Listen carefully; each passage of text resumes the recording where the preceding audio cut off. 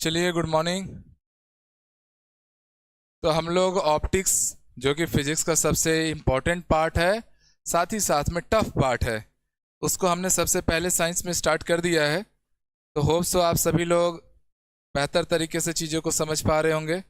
और आज उस ऑप्टिक्स का सेकेंड लेक्चर है। प्रकाशिकी का क्या है सर? दूसरा लेक्चर है। तो सब लोग लाइव में जुड़ जाइए। जो भी इंपॉर्टेंट आपके डाउट्स आएंगे वो आप लोग पूछते हुए चलिएगा, क्योंकि डाउट की जगह नहीं रखनी है भाई दिमाग में। और जितना चीज़ें आप लोगों को कवर करा के दिया जाएगा, आप यकीन कीजिए, it will be more than enough for your exam.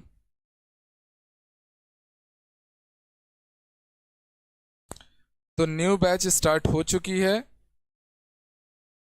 सभी स्टूडेंट, चाहे वो शिक्षक भर्ती की तैयारी कर रहे हो या सहायक शिक्षक विज्ञान प्रयोगशाला की तैयारी कर रहे हो, सब लोग भी आप रेगुलर क्लास में अटेंड कीजिए। चलिए, पिछले क्लास में हमने लाइट की प्रॉपर्टी सीखी थी कि लाइट क्या है। तो आप सबने देखा था कि light is a form of wave. प्रकाश क्या है? तरंग का रूप है। प्रकाश क्या है भैया? तरंग का रूप है। अब तरंगों में हमने जो पिछले क्लास में बात की है, थोड़ा सा जल्दी से रिवीजन करते हैं। एक ही क्लास हुआ है और वो क्लास यूट्यूब पर भी डला है। तो अभी कुछ दिन डेमो लेक्चर्स यूट्यूब पर भी जाएंगे, क्योंकि हर बच्चा यही चाहता है कि भैया उसको पहले कोर्स लेने से पहले पता चले कि भैया क्लास बाइलिंगुअल चलेगी या कैसी चलेगी, टेस्ट होंगे कि नहीं होंगे। तो हमारा तो सब कुछ भाई ट्रांसपेरेंट है। आप पहले इस्तेमाल करें फिर विश्वास करें, ठीक है। दूसरी चीज़ ये होती है कि कन्फ्यूज़न रहता है बच्चों में। तो हम तो फीस इतना कम रखते हैं, प्लस 1 साल की वैलिडिटी दे देते हैं कि भैया इसमें आपका सारा विषय कंप्लीट हो जाएगा 1000 रुपये 2000 रुपये में। तो नियत ही वैसी नहीं है, ठगने ठागने टाइप की, ये तो फीस ज़्यादा रखे रहते। चलिए, तो लाइट में सेकंड पार्ट में हम आ रहे हैं। उससे पहले फर्स्ट पार्ट का कुछ रिवीजन हम लोग यहाँ पर ध्यान से देख लेते हैं कि प्रकाश किरणों को, सॉरी, हमने किस तरंगों के रूप में लिया। और तरंग जो होते हैं, वेव जो होते हैं, क्लास परफेक्टली बाइलैंग्वेज रहेगी, लैंग्वेज का बैरियर किसी को नहीं होगा। वेव जो होते हैं वो कितने टाइप के होते हैं? 2 टाइप के। कौन कौन से सर? इलेक्ट्रोमैग्नेटिक वेव, इसको हिंदी में बोलते हैं विद्युत चुंबकीय तरंगे। इनके ट्रांसमिशन के लिए, संचरण के लिए कोई मीडियम की रिक्वायरमेंट नहीं होती है। और दूसरा होता है यांत्रिक तरंगे, जिसको हम लोग बोलते हैं मैकेनिकल वेव्स। इनके ट्रांसमिशन के लिए, संचरण के लिए माध्यम अनिवार्य रूप से होना चाहिए। जैसे मैं उदाहरण देता हूं, प्रकाश विद्युत चुंबकीय तरंग है कि यही यांत्रिक तरंग है? तो प्रकाश धरती पर आ रहा है जहां मीडियम है, और चंद्रमा पर भी जा रहा है जहां मीडियम नहीं है।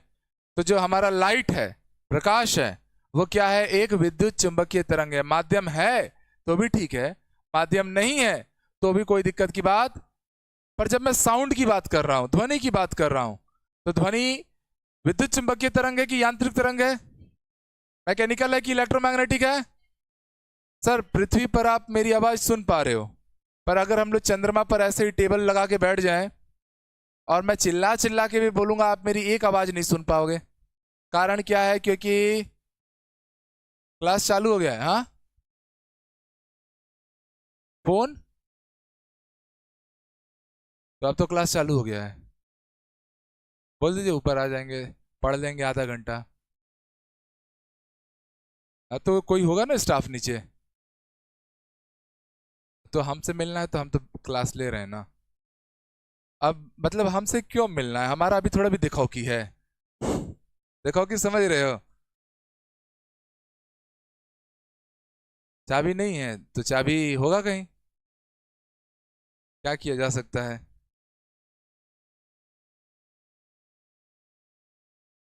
हाँ जी, हाँ धन्यवाद, मिल गया तो। हमसे क्यों मिलना है भाई? मतलब देखने उखने कोई आए तो बात अलग है ना। बाकी तो रखे हुए हैं स्टाफ। मजाक कर रहा था मैम, अभी बिल्कुल मन नहीं है। आगे बढ़ते हैं। तो भैया, ध्वनि तरंग के बारे में आप समझ गए, कैसी तरंग है? यांत्रिक तरंग है, क्योंकि चंद्रमा पर आप आवाज नहीं सुन पाओगे, पृथ्वी पर आप सुन पाते हो। ऐसे कोई कोई बोलता है, पता है मैं शादी में गया था 10 दिन की छुट्टी लेके, तो मैं कंफ्यूज हो जाता हूँ। मतलब दुल्हा कौन था? तू था क्या? तू दूल्हा होगा तो ठीक है, तेरा समझ में आता है 10 दिन का छुट्टी। तेरे दोस्त का शादी है, भाई का शादी है, उसके लिए 10 दिन काय को लगाना है। मैं लिटरली अपने ब्रदर की शादी में 8 को शादी थी, हम 5 को पहुंचे हैं, ठीक है, मतलब 6 को पहुंचे, 5 को ट्रेन पकड़े, वो 1200-1300 किलोमीटर पड़ जाता है। और फिर उसके बाद भी मेरे गांव वाले मेरे से घास उखड़वा ही दिए, ठीक है, जा ये सफाई कर, कचड़ा फेंक, इसलिए नहीं जाता। चलिए, अब हमने बात किया था लाइट के बारे में, लाइट की प्रॉपर्टी समझी थी कि लाइट कितने टाइप का है, 3 टाइप का। लाइट कितने टाइप का? पहला कौन? विजिबल रेज, सूर्य प्रकाश में, जिसके कारण आप देख पा रहे हो। अंधेरे में हम देख पाते हैं क्या? सूर्य प्रकाश की उपस्थिति में दिन में देख पाते हैं, तो दृश्य प्रकाश, उसका नाम ही क्या है? विजिबल रेज, दृश्य प्रकाश। इसी में 7 रंग का आप लोगों लाइट पड़े होंगे, जिसको विबग्योर सीरीज के नाम से जानते हो, बैजानी, हप्पी, नाला। सबसे नीचे कौन है? वॉयलेट। सबसे ऊपर कौन है? Red light. अब उसके बाद और कौन सी लाइट होती है? अवरक्त प्रकाश, इंफ्रारेड। तो इंफ्रारेड लाइट की क्या खास बात है? इसमें ऊष्मीय गुण है, थर्मल प्रॉपर्टी है। तो धूप में निकलते हो गर्मी लगता है, तो वो गर्मी किसके कारण लग रहा है? अवरक्त प्रकाश के कारण लग रहा है। धूप में आपके कपड़े सूख रहे हैं, वो किसके कारण सूख रहे हैं? अवरक्त प्रकाश। ये सवाल आ चुका है। और तीसरा है जो बीमारी का घर है, पराबैंगनी प्रकाश, अल्ट्रा वायलेट रेडिएशन, ठीक है। तो लाइट भी कितने टाइप की हो गई? 3 टाइप की। पहले लेक्चर नंबर 1 पहले से आप लोग का अपलोडेड है। हेलो, नहीं क्लास ले रहा हूं, थोड़ी देर में लगाता हूं, ठीक है। तो लाइट हो गई 3 प्रकार की। फिर हमने पढ़ा माइक्रोवेव्स में कौन सी लाइट यूज होती है? अवरक्त प्रकाश। माइक्रो ओवन का नाम सुने हो ना, उसमें माइक्रोवेव्स काम करती हैं, जिनको हम सूक्ष्म तरंग, माइक्रो मतलब सूक्ष्म, वेव मतलब तरंग। तो माइक्रोवेव्स अवरक्त प्रकाश का रूप है, जो माइक्रो ओवन में काम होता है, जो खाना आप लोग को जल्दी बना के देता है। याद आ रहा है, नहीं आ रहा है? रेडियो वेव्स कैसे हैं? तो रेडियो वेव्स लंबी दूरी के लिए यूज किए जाते हैं। ये सारी बातें हम समझ गए थे। अच्छा, प्रकाश की चाल हमने देखी थी। ये प्रकाश की चाल सबसे ज्यादा किसमें है? ठोस, द्रव, गैस? सबसे ज्यादा हवा में। लाइट की जो स्पीड थी, याद कर लीजिए, लाइट की स्पीड और साउंड की स्पीड में हमेशा कॉन्फ्लिक्शन रहेगा। यहां पर मेरा मीडियम है, यहां पर मेरा लाइट है, और यहां पर कौन है? साउंड, मतलब ध्वनि, ठीक है। और ये कौन है? प्रकाश। दोनों का जोड़ी बहुत अच्छा, एक दूसरे के एंटी चलेंगे अभी। प्रकाश भी नाम होता है किसी का, ध्वनि भी नाम होता है किसी का, है ना। चलिए, अगर मेरा एयर है मीडियम, तो भैया क्या है? 3 × 10⁸ मीटर। अच्छा बताओ, प्रकाश का जोड़ी अगर ध्वनि से बन जाए तो क्या होगा? प्रकाश का जोड़ी अगर ध्वनि के साथ बनाया जाए तो क्या होगा? मतलब एक मेल है और एक फीमेल है, अभी पता चलेगा क्या होगा, विज्ञान बताएगा हमको। लिक्विड मीडियम में इसकी स्पीड कितनी आती है? मतलब 2 लाख किलोमीटर पर सेकेंड। और अगर मैं सॉलिड मीडियम में आता हूं या ग्लास में रहता हूं, तो ये आता है 2 लाख किलोमीटर पर सेकेंड। ये हो गया प्रकाश का डाटा।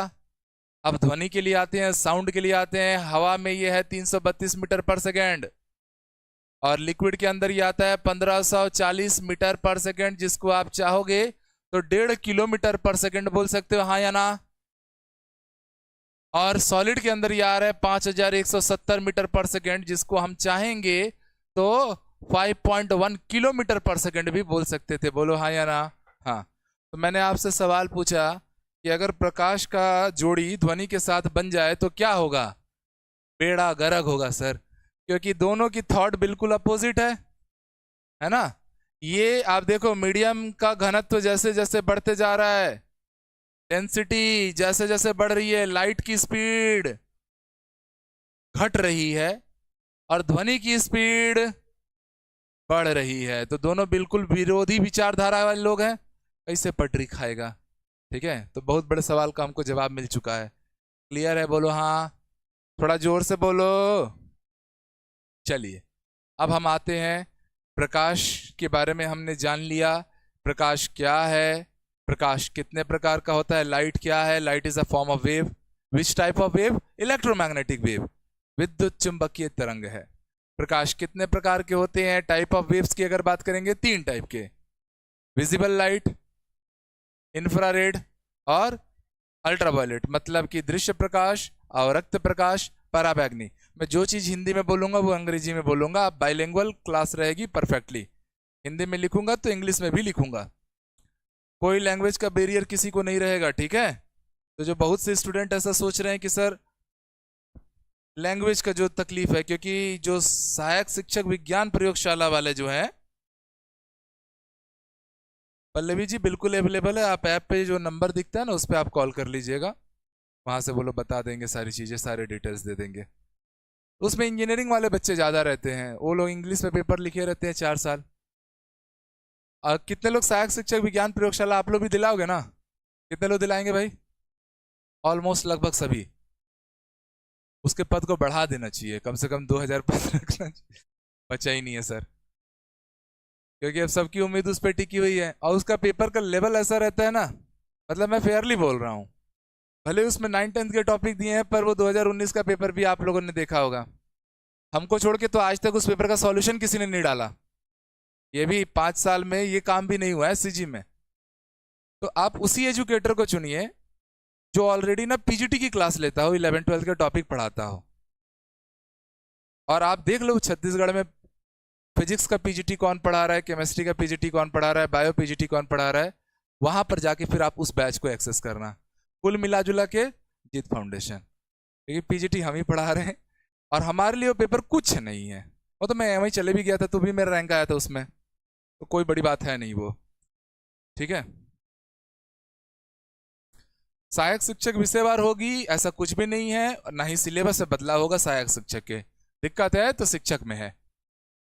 आइए अब आगे पढ़ रहे हैं हम लोग लाइट के प्रॉपर्टीज के बारे में। लाइट क्या है समझ गए, वेव है, कितने टाइप का है वो समझ गए। आइए properties of light, properties of light, प्रकाश के गुणधर्म,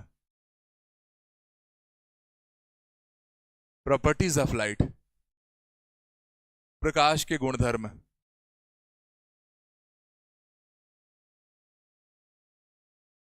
ठीक, इसमें मैं कुछ फैक्चुअल पॉइंट लिखवाऊंगा, साथ में लिखते जाना। पहला, हमेशा स्ट्रेट लाइन मोशन करता है। प्रकाश कैसा मोशन करता है? सरल रेखा में गति करता है। ये चीजें किताबों में नहीं मिलेंगी पर काम की चीजें इसलिए करा रहा हूं। प्रकाश की गति कैसी गति है? सरल रेखा में गति करता है प्रकाश। सेकंड नंबर पॉइंट, ठीक है, किस टाइप का वेव है? तो सर इलेक्ट्रोमैग्नेटिक वेव है। हिंदी में क्या बोलेंगे? प्रकाश अपने आप में एक विद्युत चुंबकीय तरंग की भांति कार्य करता है। इंग्लिश में मैंने शॉर्टकट में लिख दिया इलेक्ट्रोमैग्नेटिक वेव्स। अब ये पूरी बात मैंने आप लोग को समझा रखी है, ठीक है? प्रकाश किसकी भांति कार्य करता है? इलेक्ट्रोमैग्नेटिक वेव्स की तरह कार्य करता है। तीसरा पॉइंट, एक मेरी बड़ी छोटी सी बात है, इसको ध्यान से सुनना। तो यहां पर एक कॉन्फ्लिक्ट आया था, दुनिया के बहुत सारे वैज्ञानिक आपस में भिड़े थे और ये कहना चाहिए कि बहुत बड़ा एक क्रिएशन भी हुआ था। थोड़ा कहानी सुनाता हूं आराम से। आज से मान लो 400-500 साल पहले चले जाओ, न्यूटन कोपरनिकस वाला जमाना। उस समय साइंस इतनी डेवलप नहीं थी, सुपर कंप्यूटर था नहीं किसी के पास। वो लोग जो होता हुआ देखते थे उस पर सोचते थे और थ्योरी बनाते थे। न्यूटन के सर पे सेब गिरा तो सोचने लगा कि सेब सीधा क्यों गिरा, यूं लहर लहर के क्यों नहीं गिरा, या रास्ते में बीच हवा में क्यों नहीं रुक गया, नीचे क्यों आया, है ना, या ऊपर क्यों नहीं चले गया, नीचे क्यों आया। ऐसा सोचने लगा न्यूटन। सोचते सोचते उसने गुरुत्वाकर्षण के नियम दे डाले। तो पुराने जमाने के जितने वैज्ञानिक हुआ करते थे वो चीजों को देखते थे, ऑब्जर्व करते थे, थॉट बनाते थे और फिर थ्योरी प्रपोज करते थे। क्लियर है?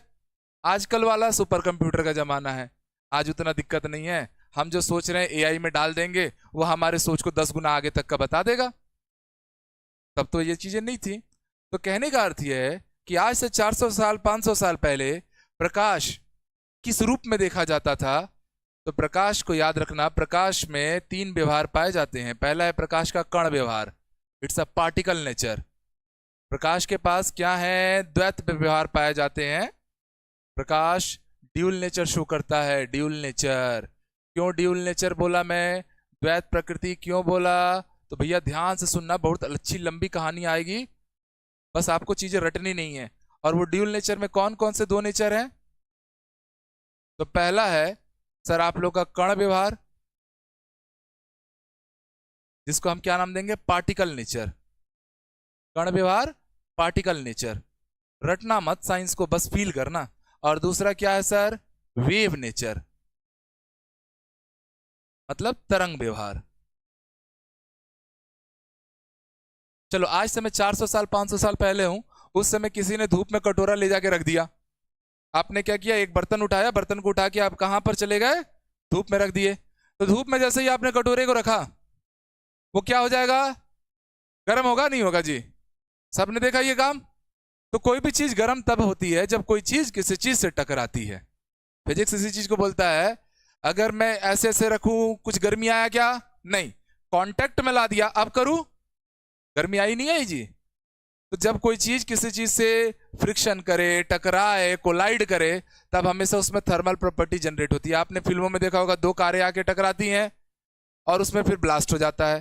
तो ब्लास्ट होने के लिए तो हीट चाहिए ना, तो दोनों टकराई हैं तब तो उष्मा बना है, उष्मा बना है तो पेट्रोल तक पहुंचता है, फिर वो ब्लास्ट होती हैं। यस और नो? आप ही को अगर मैं उठा के 10 थप्पड़ खींच दूंगा, आप भी ब्लास्ट हो जाओगे, भड़क जाओगे। तो मेरा हाथ आपकी गाल से जब बार बार टकराएगा तो स्वाभाविक सी बात है, कोलिजन से हीट एनर्जी जनरेट होती है। तो धूप में, मान लो न्यूटन है, धूप में उसने कटोरे को रख दिया और बोलता है कि यार ये कटोरा धूप में ही गर्म होता है, रात में होता है क्या? मतलब धूप में कोई तो चीज है जो आके इस कटोरे से टकरा रही है और अपनी एनर्जी इसको क्या कर रही है? ट्रांसफर। और धूप में क्या है जो रात को नहीं है? लाइट, प्रकाश। रात और दिन में एक ही अंतर है कि दिन में प्रकाश है, रात में प्रकाश नहीं है।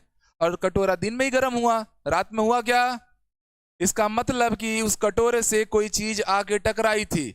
अब देखो, जो चीज हमको दिखाई देती है, हमारे आंखों का रेंज है, हम 10⁻⁻⁶ जो मीटर, मतलब माइक्रोमीटर से छोटी चीजें हम नहीं देख पाते हैं। पर बहुत से जानवर हैं जो देख पाते हैं, जैसे बाज है। बाज तो भैया बादल के ऊपर से देख लेता है कि जमीन पे छोटा सा चूहा जा रहा है, कीड़ा जा रहा है, वहां से वो अटैक मारता है। वो क्षमता हमारे अंदर, प्रकृति ने सबको अलग अलग दिया। हमको थोड़ा दिमाग ज्यादा दिया, हाथी को शरीर बड़ा दिया, गेंडे को ताकत ज्यादा दी, जिराफ को गर्दन लंबा दिया, हमको दिमाग दिया जिसका हम कम उपयोग करते हैं, पर अभी करेंगे। तो धूप में ही कटोरा इसलिए गर्म हुआ। देखो, जो चीजें हमको दिखाई देंगी उसे हम वस्तु बोलते हैं। जैसे ये क्या है? वस्तु है, पेन बोलते हैं ठीक है, ये क्या है? वस्तु है, आपको दिख रहा है। जो नहीं दिखाई देता उसको हम कण बोलते हैं, पर उनका भी अस्तित्व है। जैसे इस कमरे के अंदर ऑक्सीजन नाइट्रोजन भरा पड़ा है, तब तो आप जी रहे हो। ऑक्सीजन अंदर नहीं जाएगा तो आप ऊपर जाओगे। क्लियर है नहीं है? दिखाई दे रहा है क्या? तो हम ऑक्सीजन के कण बोलते हैं जिसको हम नहीं देख पाए। तो प्रकाश को हम देख पा रहे क्या? और वो प्रकाश आया है, कटोरे से टकराया है, कटोरे को क्या किया है? गर्म किया है। तो मैं ये बात समझ पाता हूं कि वो हमें दिखाई नहीं दे रहा है, पर उसका अस्तित्व है। वो क्या है? कण है जो अपनी गतिज ऊर्जा को ला रहा है। यहाँ पर कटोरा रखा हुआ था आप लोगों का, और सनलाइट आ रही थी, टकरा रही थी, और अपनी, भाई लाइट की स्पीड अभी आपने देखा 3 लाख किलोमीटर पर सेकंड। सबसे तेज किसी की गति है तो किसकी गति है? प्रकाश। तो जब गति, इसकी वेलोसिटी ज्यादा है तो गतिज ऊर्जा है कि नहीं है? अब वो गतिज ऊर्जा इस कटोरे से टकरा टकरा के इसको क्या कर रही है? थर्मल एनर्जी में कन्वर्ट कर रही है। कटोरे के आर पार जा रही है क्या? अगर आर पार चले जाती तो कटोरा गर्म होता क्या?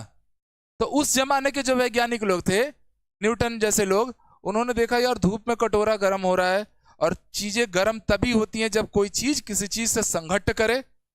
वो चीज हमको दिखाई नहीं दे रही है करके उसको हम क्या नाम देंगे? कण। तो प्रकाश क्या है? कण है। प्रकाश क्या है? Particle nature of light was proposed by, किसके द्वारा प्रपोज किया गया ये? तो भैया पार्टिकल नेचर, प्रकाश का कण व्यवहार किसने दिया? महान वैज्ञानिक न्यूटन ने। न्यूटन 15 साल की उम्र में पूरी दुनिया को ऑप्टिक्स का पूरा सिद्धांत खोल दिया था। At the age of 15 and 15.5 Newton ने प्रकाशिकी के सिद्धांत भी दिए हैं, पता होना चाहिए। इसलिए न्यूटन महानतम में महान था। इसकी लाइफ स्टोरी पढ़ोगे तो और ज्यादा प्यार करोगे न्यूटन से। हमारे घर में कोई बेबी 2 kg का पैदा हो जाए तो घर वाले डॉक्टर लोग टेंशन में आ जाते हैं, वेंटिलेटर में रखते हैं। यस और नो? 3 kg का बच्चा स्वस्थ बच्चा, न्यूटन के बारे में कहा जाता है सर 1 पाव का पैदा हुआ था, अति कुपोषित। उसके लंग्स में इतनी ताकत नहीं थी कि वो अपनी माता का मतलब दूध भी पी पाए और जी भी पाए। रुई से उसको कॉटन से दूध पिलाया गया है, पर वो इतना जिद्दी बच्चा पैदा होते कि नहीं मैं जीऊंगा, और जिया भी और लंबा जिया। ठीक है, सोचिए। आते हैं सर वेव नेचर के बारे में। अच्छा आप सुनो, उस जमाने के वैज्ञानिकों ने कह दिया कि प्रकाश क्या है सर, कण है। सबने मान लिया, सही बात है। पर देखो कण के साथ एक तकलीफ है। जैसे मान लीजिए ये मेरा बड़ा कण है जिसको हम वस्तु नाम दे रहे हैं, मैं इसको फेंकूंगा इस बोर्ड के उस पर, जाएगा क्या? जाएगा? उधर दीवार के उस पर जाएगा क्या? कोई भी कण एक माध्यम से दूसरे माध्यम में प्रवेश कर पाती है क्या? अगर कर पाती तो मजा आ जाता, मैं अपना निकालता सोने का अंगूठी और फेंकता। या प्रकाश के बारे में आप लोगों ने देखा है, प्रकाश कांच का दरवाजा पार करके अंदर आती है नहीं आती है? कार के अंदर बैठे रहो, धूप आता है, वो पार्टिकल है क्या? अगर पार्टिकल रहता तो टकरा के पार कर पाता कांच का दरवाजा? कभी नहीं कर पाता ना। एक माध्यम से दूसरे माध्यम जाने का अधिकार केवल किसके पास है? तरंग के पास है। केवल किसके पास है? कण कभी भी 1 से 2 बन सकते हैं क्या? नहीं, पर प्रकाश तो बनता है। प्रिज्म में एक सफेद प्रकाश प्रवेश करता है और 7 अलग अलग रंगों के प्रकाश आते हैं नहीं आते हैं? तो यहां से वैज्ञानिकों में एक नया द्वंद्व शुरू हो गया। अब सीधी सी बात है, प्रिज्म के अंदर जाके प्रकाश बाहर निकल रहा है 7 रूपों में। पक्का वो कोई कण या वस्तु नहीं है।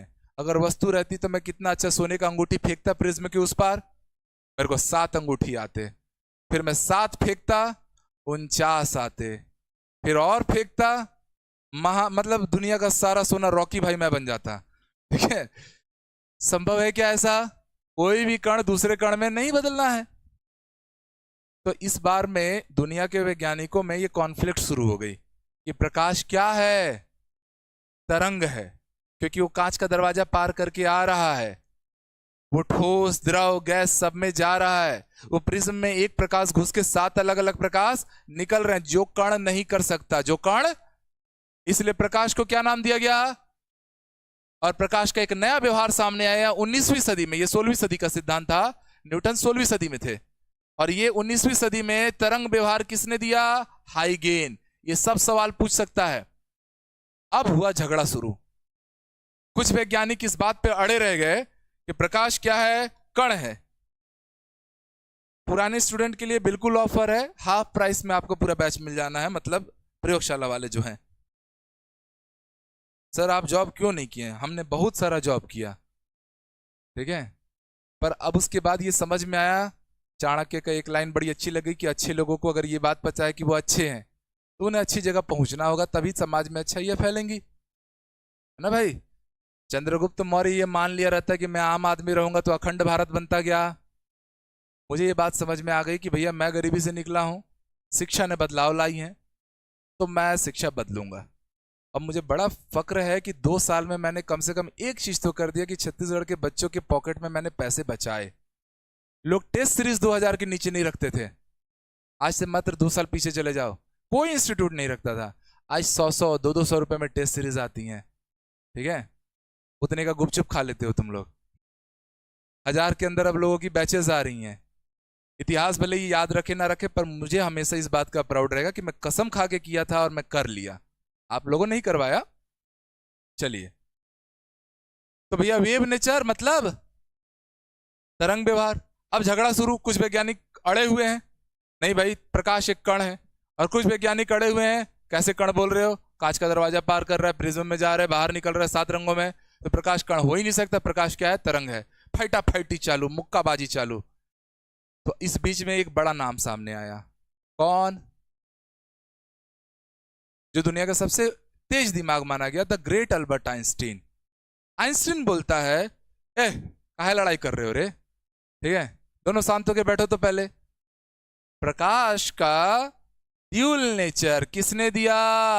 आइंस्टीन ने। आइंस्टीन ने कहा कि प्रकाश तरंग भी है और प्रकाश कण भी है। तो the dual nature of light was proposed by Albert Einstein. याद रखेंगे, प्रकाश का द्वैत व्यवहार किसने दिया है? आइंस्टीन। और आइंस्टीन ने कहा कि प्रकाश दोनों व्यवहार रखेगा, पर वो एक टाइम में एक ही व्यवहार प्रदर्शित करेगा। मतलब जब वो कटोरे से टकरा रहा है तो वो कण व्यवहार करके कटोरे को गर्म करेगा, ना कि तरंग व्यवहार करके कटोरे के आर पार चले जाएगा। अगर आर पार चले गया तो कटोरा गर्म हुआ क्या? किस व्यवहार के कारण कटोरा गर्म हो रहा है? कण व्यवहार के कारण। पर जब वो कांच का है, आप लोग कभी भी अपनी कार का स्टील बॉडी छूना एकदम गर्म रहेगा, कांच को छूना वो गर्म क्यों? क्योंकि प्रकाश वहां पर तरंग व्यवहार करके उस कांच के आर पार आना जाना कर रहा है, तो कण व्यवहार प्रदर्शित कर रहा है क्या? नहीं कर रहा है। बात समझ में आई? तो प्रकाश के पास दोनों व्यवहार है। हमारे जैसे हम घर में रहते हैं तो बड़े अदब से रहते हैं, कहीं भी चादर की तरफ फैल जाते हैं, ठीक है। पर जब हम रिश्तेदारों के यहाँ जाते हैं तब हमारी विनम्रता, हमारी सभ्यता उसके सोफे का एक ठुक सिकन नहीं आने देते हैं। तो ये हमारे अंदर भी ड्यूल नेचर है, घर का जनरल कैरेक्टर और बाहर में स्पेशल कैरेक्टर। ऐसे ही प्रकाश के पास भी ड्यूल नेचर है, वेव नेचर और पार्टिकल नेचर। और एक टाइम में मगर वो एक ही व्यवहार प्रदर्शित करेगा। ये किसने दिया? आइंस्टीन। आइंस्टीन के इस सिद्धांत के दौरान एक स्मार्ट बंदा सामने आया, नाम सुने होंगे आप लोग, जिसने मैटर का ड्यूल नेचर दिया। एक स्पेशल पॉइंट बता रहा हूं, कहना चाहिए कि पदार्थ का द्वैत प्रभाव, पदार्थ की द्वैत प्रकृति। ये प्रकाश है और ये क्या है? पदार्थ। इसके बारे में भी समझो, मतलब dual nature of matter, dual nature of matter, ठीक है। पदार्थ की द्वैत प्रकृति किसने दिया था? तो सुनो, इलेक्ट्रॉन क्या है? कण है। कण मतलब जिसे हम नहीं देख पा रहे हैं, वस्तु पदार्थ, उसको हम लोग क्या नाम देते थे? कण बोल देते हैं। तो एक नाम सामने आया दुनिया के, क्या? De Broglie. डी ब्रॉगली सियाणा बंदा, जो काम आइंस्टीन ने किया उसने उसी थ्योरी को एडॉप्ट करके अपनी थ्योरी थोड़ा सा अपडेट कर दी और नोबेल पुरस्कार जीत के चले गया, ठीक है। उसने क्या बोला कि सर इलेक्ट्रॉन भी तो प्रकाश की तरह ही हमको दिखाई नहीं दे रहा है, मतलब इलेक्ट्रॉन का साइज भी प्रकाश के बराबर है, पहली बात। दूसरी बात, इलेक्ट्रॉन भी प्रकाश के लगभग चाल के बराबर चलता है। इलेक्ट्रॉन की चाल और प्रकाश की चाल में 100 गुने का अंतर है, मतलब नियरली सेम है। तो उसने कहा कि सर ऐसे में तो प्रकाश और इलेक्ट्रॉन दोनों एक जैसे दिख रहे हैं, जैसे बाप और बेटा एक जैसे दिखते हैं। तो बेटे का अधिकार बाप की प्रॉपर्टी पे होता है, नहीं होता है? बाप ना देना चाहे तो बेटा केस करके भी ले लेते हैं आजकल के, तो ठीक है, यस और नो। तो उसने यही बोला कि अगर इलेक्ट्रॉन प्रकाश के आकार के लगभग बराबर है, इलेक्ट्रॉन की रफ्तार प्रकाश की रफ्तार के लगभग बराबर है, मतलब ये दोनों बाप बेटे हो गए। तो जो प्रॉपर्टी प्रकाश के पास है वो इलेक्ट्रॉन के पास होनी चाहिए। और प्रकाश के पास कौन सी प्रॉपर्टी है? ड्यूल नेचर की। कण व्यवहार भी है, तरंग व्यवहार भी है। तो डी ब्रॉगली ने वहीं से अपना पदार्थ का द्वैत प्रकृति का सिद्धांत दे दिया। समझ में आया? तो आपसे 4 इंपॉर्टेंट फैक्ट सामने आए। प्रकाश का कण व्यवहार अगर आपसे पूछा जाए, प्रकाश का नाम न्यूटन। प्रकाश का तरंग व्यवहार नाम हाइगन। प्रकाश का द्वैत प्रकृति अल्बर्ट आइंस्टीन, ठीक है, ये आइंस्टीन है। और पदार्थ का ड्यूल नेचर बोला, पदार्थ और प्रकाश और पदार्थ जहां किया मामला बदल जाएगा। इन्होंने किसका ड्यूल नेचर दिया है? प्रकाश का। किसका?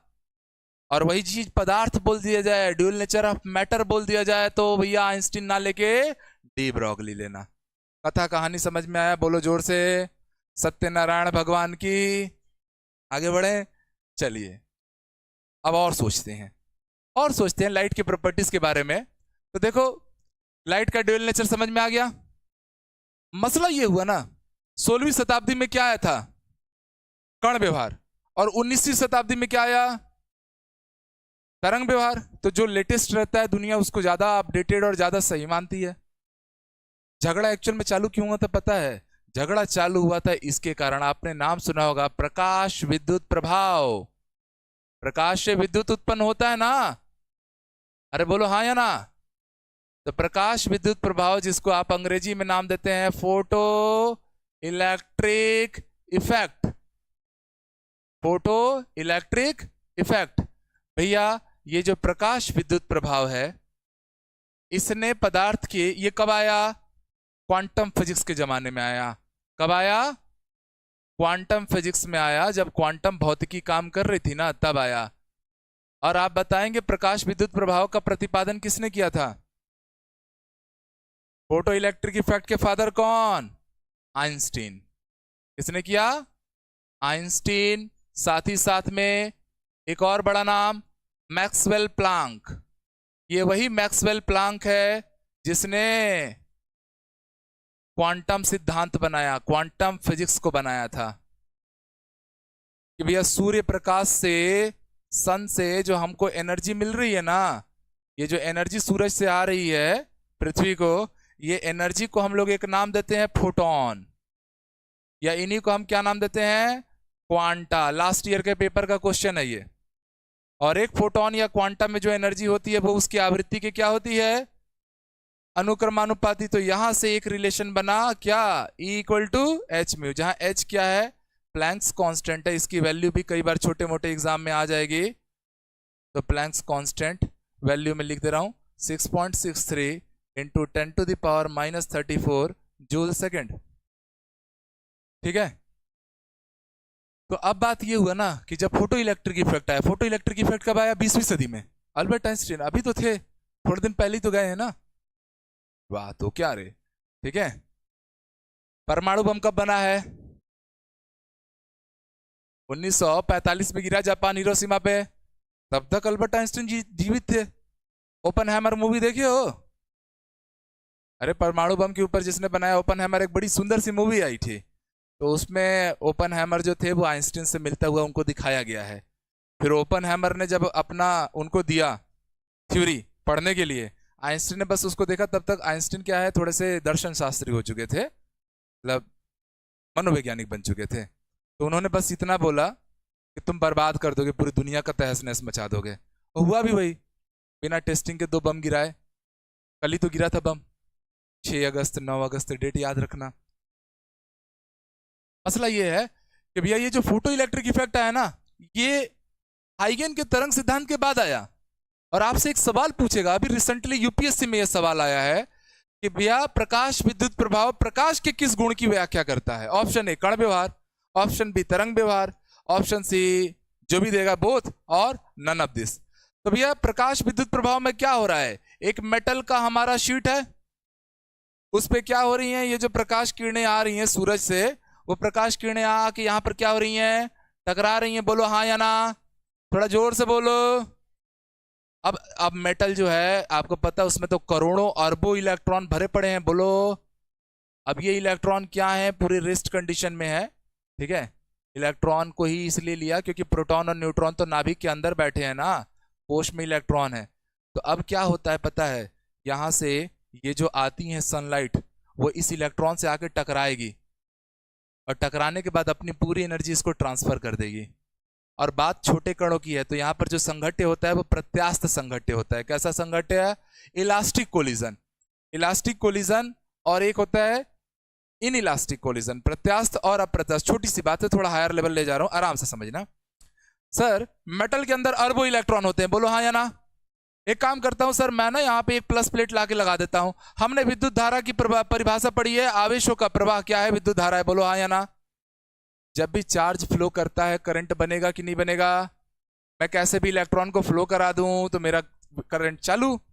तो मेरे दिमाग में तो एक बढ़िया खुराफाती आइडिया आया कि भैया मैं एक मेटल का, लोहे का बड़ा सा प्लेट रखता हूं और एक बड़ा सा हथौड़ा बनाता हूं, और वो हथौड़ा आगे धड़ धड़ उसको मारेगा। तो जब मारेगा तो उसके इलेक्ट्रॉन जो है वो कूद के बाहर आ जाएंगे, यस और नो, बोलो हाँ या ना। एनर्जी मिली तो बाहर आ गए ना। तो इलेक्ट्रॉन बाहर आए, आपने प्लस प्लेट लगा दिया, इसके ऊपर क्या चार्ज है, माइनस। अपोजिट चार्जेस अट्रैक्ट करती हैं, इलेक्ट्रॉन इसकी ओर भागेंगे, बोलो हाँ या ना, दंदनाते हुए। करंट बनेगा नहीं बनेगा, बनता क्या। अगर ऐसे करंट बन जाता तो हम कोयला काहे को जला के दुनिया प्रदूषित करते, न्यूक्लियर रिएक्टर में यूरेनियम काहे फूंक रहे होते। अगर ऐसे करंट बन जाता, पॉसिबल था कि नहीं था, तो हम क्यों एनटीपीसी के इतने बड़े बड़े प्लांट बना रहे हैं, कोयला जला रहे हैं, धुआं उड़ा रहे हैं। समझ में आ रहा नहीं आ रहा है, नहीं बनता है। अब आप बताओ क्यों नहीं बनता है। वो जो हथौड़ा आ रहा है, जो 1 करोड़ जूल की एनर्जी, मान लो इस इलेक्ट्रॉन को निकलने के लिए 10 जूल की एनर्जी चाहिए, कितनी, उसकी इसकी दहलीज ऊर्जा बोलते हैं, थ्रेशोल्ड एनर्जी। इससे ज्यादा एनर्जी मिल जाएगी ना, ये अपना बाउंड्री पार कर जाएगा। जैसे हमारे पास पासपोर्ट, हमारा थ्रेशोल्ड है, पासपोर्ट रहेगा तो हम उस देश में जा सकते हैं, नहीं रहेगा तो जा सकते हैं क्या, वही हाल है। 10 जूल की एनर्जी इस इलेक्ट्रॉन को चाहिए मान लो, और हथौड़ा कितना सप्लाई कर रहा है, 1 करोड़ जूल, फिर भी इलेक्ट्रॉन बाहर आया क्या? क्यों नहीं आया? क्योंकि सर वहां पर ना आपने 10 जूल की जगह 1 करोड़ जूल जरूर दे दिया, पर वो कोलिजन इलास्टिक नहीं था, इन इलास्टिक था। इन इलास्टिक कोलिजन में क्या होता है कि जो भी एनर्जी रहती है बट जाती है। जो भी एनर्जी क्या होती है? बट जाती है। मैंने 1 करोड़ जूल दिया, पर वो 1 करोड़ इलेक्ट्रॉनों में बट गया। सबको कितना मिला? 1 जूल। चाहिए कितना था? 10 जूल। इलेक्ट्रॉन बाहर आएगा क्या? आता तो आनंद आ जाता। ऐसे ही ऐसे सेटअप बना बना के दुनिया रोशन करा लेते। प्रकाश की केस में क्या होता है? प्रकाश आया 12 जूल से, कितना? पर प्रकाश क्या करेगा? अपनी पूरी एनर्जी, यहां पर इलास्टिक कोलिजन हो रहा है, मतलब प्रत्यास्थ संघट्य छोटे कणों में होता है, वो अपनी पूरी एनर्जी एक को ही देगा। 12 जूल लेकर आया था, 1 करोड़ जूल लाया नहीं था, और इसको बाहर निकलने के लिए कितना जूल चाहिए था? 10। और वो अपनी पूरी एनर्जी एक इलेक्ट्रॉन को दे दिया, तो एक इलेक्ट्रॉन के पास कितनी एनर्जी आ गई? 12। निकलने के लिए क्या चाहिए? 10। निकलेगा नहीं निकलेगा? इसलिए प्रकाश किरणें विद्युत प्रभाव उत्पन्न कर पाती हैं, कर पाती हैं नहीं कर पाती हैं? कर पाती हैं। और इसी को हम लोग क्या नाम देते हैं? ये जितने सोलर डिवाइसेस आप लोग देख रहे हो, solar panel, solar cooker, solar heater, ये सब इसी कॉन्सेप्ट पे काम कर रहा है कि नहीं कर रहा है? प्रकाश से क्या बन रहा है? विद्युत धारा। समझ में आया? अब आपसे सवाल पूछा गया था कि प्रकाश विद्युत प्रभाव तरंग व्यवहार है कि कण व्यवहार है? खुद सोच के बताओ। अभी यूपीएससी का क्वेश्चन है ये। तरंग व्यवहार है कि कण व्यवहार है? फोटॉन्स आए, टकराए, इलेक्ट्रॉन को बाहर बाउंस कर दिए, यस और नो? अब ये आपने प्लस प्लेट लगाया, अब इलेक्ट्रॉन जाएंगे उधर और विद्युत धारा बनेगा कि नहीं बनेगा? तो प्रकाश के कारण विद्युत धारा का उत्पन्न होना ही क्या कहलाता है? प्रकाश विद्युत प्रभाव। प्रकाश मतलब मैंने लिख दिया है, तो फोटॉन्स के कारण बनने वाला इलेक्ट्रिसिटी को ही हम लोग क्या बोलेंगे? Photo electric effect. कहाँ यूज हो रहा है? हर सोलर डिवाइस में यूज हो रहा है। एसीएफ में एक क्वेश्चन आया था कि जो सोलर डिवाइसेस होती हैं उनका इंडेक्स कितना होता है? 2 बार आया है। 0.8 अराउंड लेते हैं, 100% एफिशिएंसी रहेगी नहीं, 80 भी हो गई तो बहुत ज्यादा है। तो आपसे मैं यही सवाल पूछ रहा हूं कि ये कौन सा व्यवहार दिख रहा है आपको? कण दिख रहा है कि तरंग दिख रहा है? जल्दी बताओ, कौन सा व्यवहार है? अगर तरंग रहता तो आर पार हो जाती ना प्रकाश, एनर्जी डिस्ट्रीब्यूट करती क्या? तरंग व्यवहार, तरंग की प्रॉपर्टी है ना। मैं जोर से चिल्ला रहा हूं, मेरा आवाज क्या है? तरंग है। मेरा ये पेन दीवार के उस पार नहीं जा सकता, मेरी आवाज जा सकती है कि नहीं?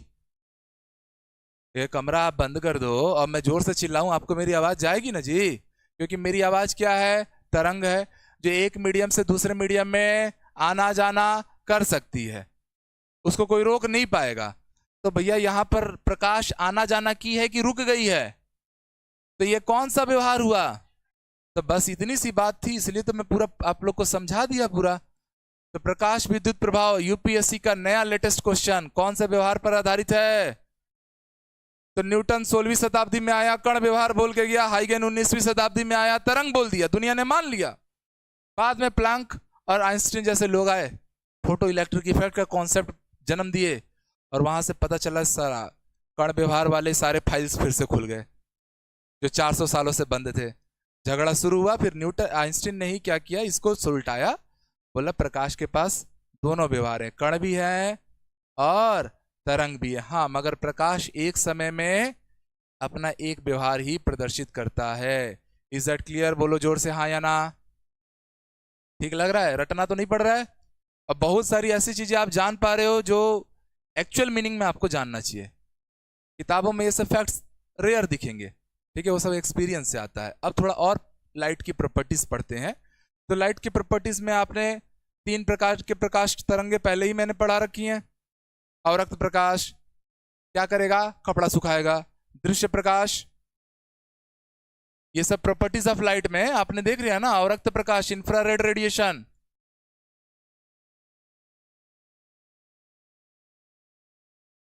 ठीक है, आईआर, इंफ्रारेड रेडिएशंस क्या करती हैं? ऊष्मीय गुण रखती हैं। धूप में कपड़ा इन्हीं के कारण सूख रहा है ना, ऊष्मीय गुण। फिर और कौन कौन सी प्रॉपर्टीज हैं? दृश्य प्रकाश, विजिबल लाइट, इसकी क्या प्रॉपर्टीज है? विजिबल रेस, इससे आप चीजें देखने में सामर्थ्य होते हैं। आपको सूर्य के उपस्थिति में हर चीज स्पष्ट दिखती है, रात में नहीं दिखती है, क्योंकि कि सूर्य के प्रकाश में स्पेशल रे पाई जाती है, किरण पाई जाती है, जिसका नाम क्या है?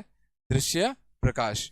इसी कारण हम दिन में देख पाते हैं, रात को सूर्य नहीं रहते हैं, हम नहीं देख पाते हैं। ठीक है। और नेक्स्ट आपने पराबैंगनी प्रकाश पढ़ा था, बोलो हाँ या ना? सब प्रॉपर्टीज ऑफ लाइट में आ रहा है। अभी मैं आप लोगों को केवल लाइट पढ़ा रहा हूं। ठीक है। ये यूवी रेडिएशंस है। ये क्या है? बीमारी का घर है भाई। स्किन कैंसर, अलग अलग जीवाणुओं का घर, सब इसी कारण होता है। चलो और प्रॉपर्टीज में आप आइए। आपने एक नाम सुना होगा प्रकाश में, परावर्तन। क्या नाम सुना होगा? परावर्तन। हिंदी में क्या बोलेंगे? एक्चुअल में थोड़ा सा इस पेज में लेता हूं, क्योंकि ये अपने आप में एक पूरा का पूरा कॉन्सेप्ट बन जाएगा। This is reflection of light. क्या है? Reflection of light. अपनी आप लोग टेक्स्ट बुक खोलते हो तो उसमें आप लोग को अपवर्तन, परावर्तन, बस ये थोड़ी बहुत चीजें समझा के निपटा देता है। परावर्तन किसका? प्रकाश का। प्रकाश का परावर्तन आगे पीछे लिखा गया है, कोई बात नहीं है। अब ध्यान से सुनना। परावर्तन, रिफ्लेक्शन की आपने डेफिनेशन पढ़ा होगा। क्या पढ़ा होगा? क्या पढ़े थे भाई? लिख लो, लिखो साथ में। Reflection of light, when light rays strike with a smooth, जब प्रकाश किरणें when light rays strike with a smooth surface then return back to the previous medium, such phenomena is known as reflection of light। ठीक है। आप लिख रहे हैं जब प्रकाश किरणें, जब थोड़ा सा, बस अब ज्यादा क्लास नहीं है, थोड़ा सा बस पढ़ते हैं, आज थोड़ा ज्यादा सोचने पे आ गए।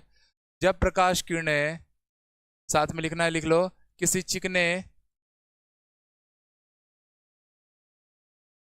एवं समतल सतह से टकराकर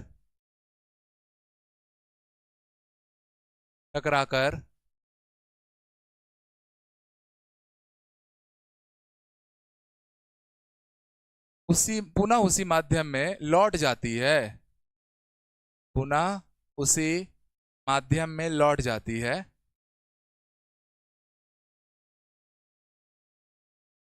लौट जाती है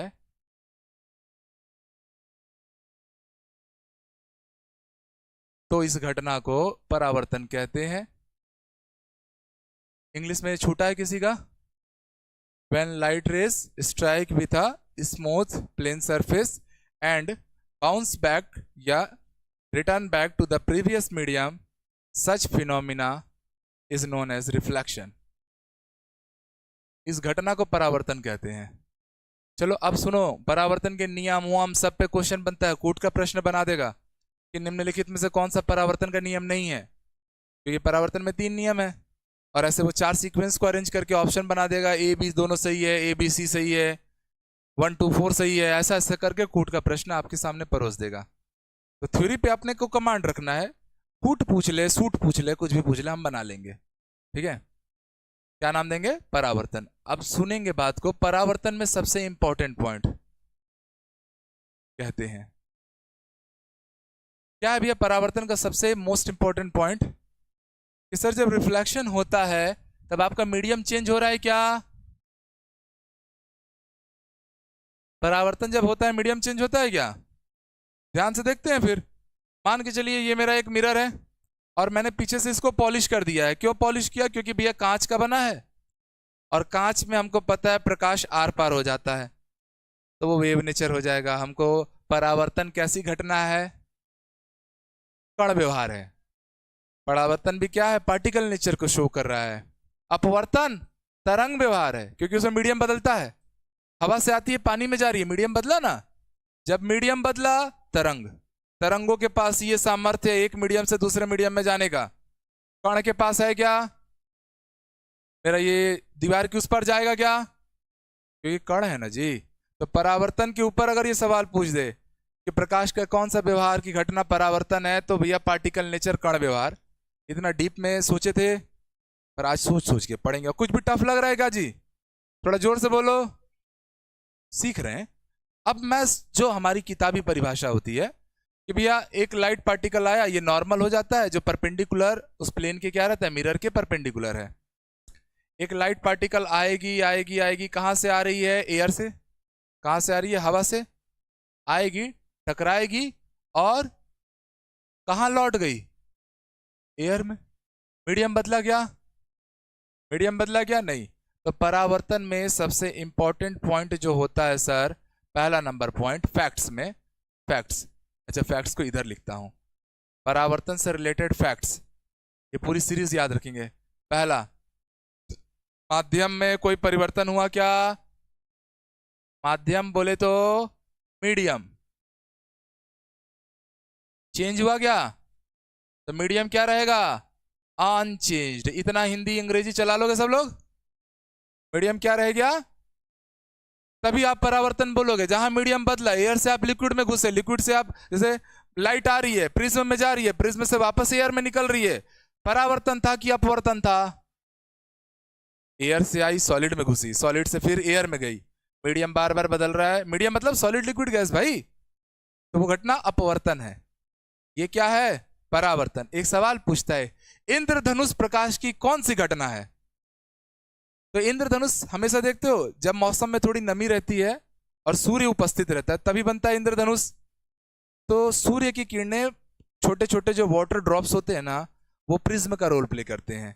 उसमें से जब प्रकाश पार करेगी तो वो 7 रंगों में फैलेगा, और उसी से हमारा रेनबो बनता है।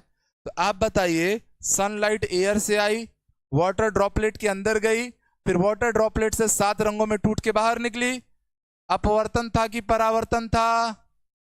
सोच पाए अपने आप, कौन सी घटना है? अपवर्तन, रिफ्रैक्शन ऑफ लाइट। तो यहां से लॉजिकल क्वेश्चन आते हैं कि इंद्रधनुष की घटना क्या है? अपवर्तन है। प्रकाश का क्या है? अपवर्तन है। ठीक है। अभी ये क्वेश्चन आप लोग का दूसरे राज्यों के पीएससी में, बिहार शिक्षक भर्ती में भी आया, इंद्रधनुष किस घटना पर आधारित है, तो पता चल गया। अब मेरे प्यारे साथियों, हम लोग ना इसके क्या पढ़ रहे हैं? रिफ्लेक्शन ऑफ लाइट समझ में आया? अच्छा, परावर्तन कितने प्रकार के हो सकते हैं? तो 2 प्रकार के। एक रेगुलर रिफ्रैक्शन है और एक इरेगुलर है। नियमित परावर्तन, अनियमित परावर्तन। दोनों में अंतर क्या है? नियमित परावर्तन के लिए आप लोग का जो सरफेस है, ये कैसा रहना चाहिए? Plane, smooth. अगर मान लो मेरा पहाड़ वहाड़ वाला इलाका है ना, लाइट ऐसे आएगी। नियमित परावर्तन में खास बात है कि ये जो एंगल आई है और एंगल आर है, दोनों आपस में क्या होंगे? बराबर होंगे। एंगल आर क्या है? परावर्तन कोण। एंगल आर क्या है? और एंगल आई क्या है? आपतन कोण। अंग्रेजी में क्या बोलेंगे? Angle of incidence. इसको हम लोग बोल रहे हैं एंगल ऑफ इंसिडेंस, और इसे हम क्या बोलेंगे? Angle of reflection. पहला रूल तो यही हो गया। लॉज हम पढ़ने जा रहे हैं अब यहां से। ये जो लॉज हैं, पहला आप लोग को पता चल गया कि जब भी नियमित परावर्तन होती है तो आपतन कोण और परावर्तन कोण क्या होंगे? बराबर। मान लो ये 45 से आया है, हमेशा एंगल किससे मेजर करना? नॉर्मल, अभिलंब के साथ। इसको आप क्या नाम दिए? अभिलंब। क्या नाम दे दिए भैया? अभिलंब। एंगल उसी के साथ लिया गया है, इधर से लिया गया क्या? हमेशा एंगल अभिलंब से ही नापना है, यह प्रकाशिकी का नियम है। तो आपतन कोण और अपवर्तन कोण क्या होते, सॉरी परावर्तन कोण क्या रहेंगे? बराबर होंगे। पहला लॉ आपको समझ में आया। अगर इरेगुलर रिफ्लेक्शन है, मतलब पहाड़ी इलाका है या पठारी है, यहां पर आया, टकराया, इधर भाग जाएगा ना। तो आप खुद बताओ कि आपतन कोण और परावर्तन कोण क्या बराबर हैं? है क्या? ये इतना सा दिख रहा है, ये इतना दिख रहा है। पहाड़ी वहाड़ी या कंकड़ीली अगर जमीन है तो परावर्तन की घटना नियमित नहीं होती है। तो आपसे अगर कोई पूछे परावर्तन कितने प्रकार का, तो सर 2 प्रकार का। हम कौन सा पढ़ते हैं? हम कौन सा पढ़ते हैं? रेगुलर रिफ्लेक्शन, नियमित परावर्तन। और अनियमित परावर्तन भी तो होता है। यस और नो? चलो छोड़ता हूं अब लास्ट, ठीक है। दूसरा, परावर्तन के नियमों में और सेकेंड लॉ। चलिए, ये आपतित किरण है, ये कौन सी किरण है?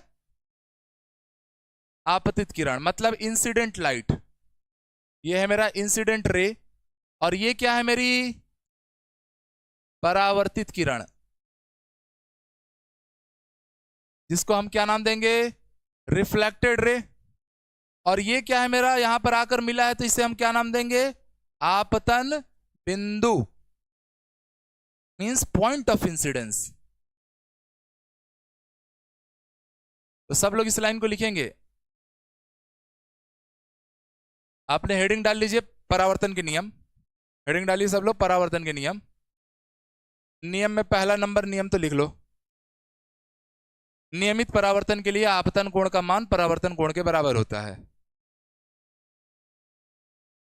For regular reflection angle of incidence is equal to angle of reflection. पहला सबको समझ में आ गया? दूसरे नियम की ओर बढ़े।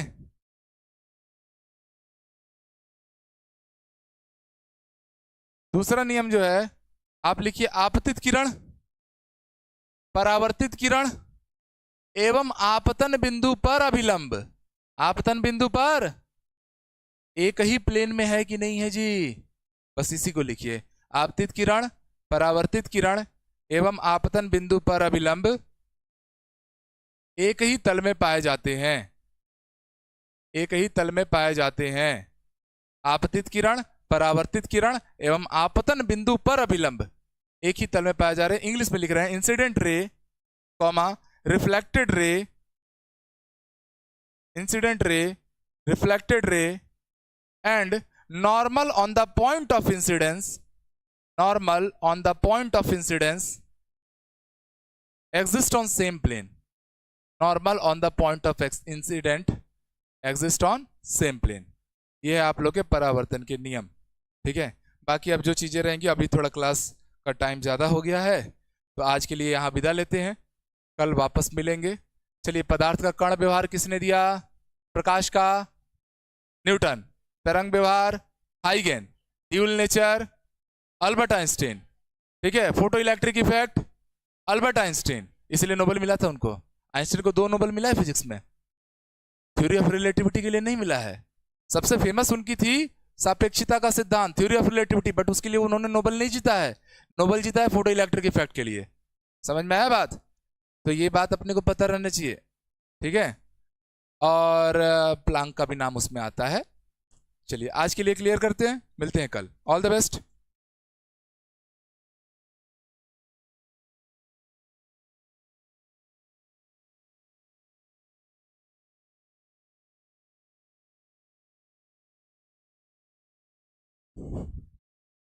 और जितने भी ऑनलाइन वाले स्टूडेंट हैं भाई, आप लोग की न्यू लाइव बैचेस हो चुकी है स्टार्ट, तो आप क्लासेस से जुड़ सकते हैं। जुड़ने के लिए आप लोग ऐप को डाउनलोड कर लीजिए। शिक्षक भर्ती वाले हो या विज्ञान प्रयोगशाला वाले हो, कोई डाउट जाए तो इन नंबर पे कॉल करना। नंबर पे कॉल करने के लिए मैं क्लियर बता दूं भैया, सुबह 8 बजे से रात 8 बजे, सुबह 9 से रात 8 बजे के बीच में करो।